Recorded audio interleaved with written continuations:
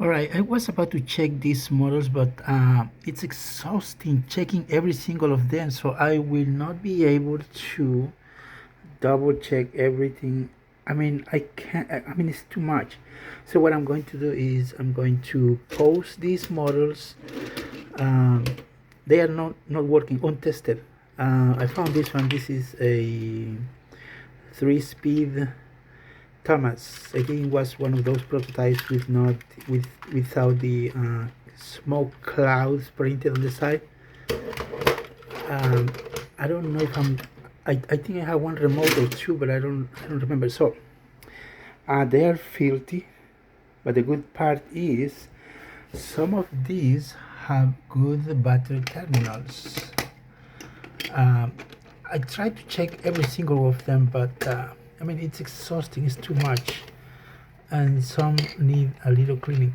Now remember, if you need some parts, this is a good part where to go. Especially the battery terminals that are hard to find. So some of these definitely don't work, but the good thing is the motor. It's a good spare part. You can use the chassis or the wheels. Some of these, this one is the axle is broken, but some of those are not, so I cannot check every single one of them. This one, it's not lacquered. Yeah, it's lacquered, so this one is good, but the motors I cannot test every single of them. I have a lot. So if you're interested, check the link in the description or my eBay store.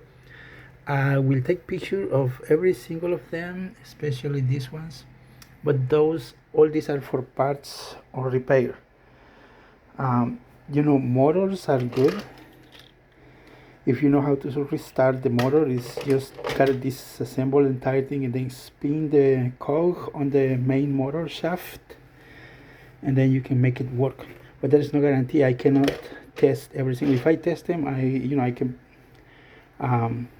fix them and put them for sale. But if interested, check the link in the description. There will be a lot more coming.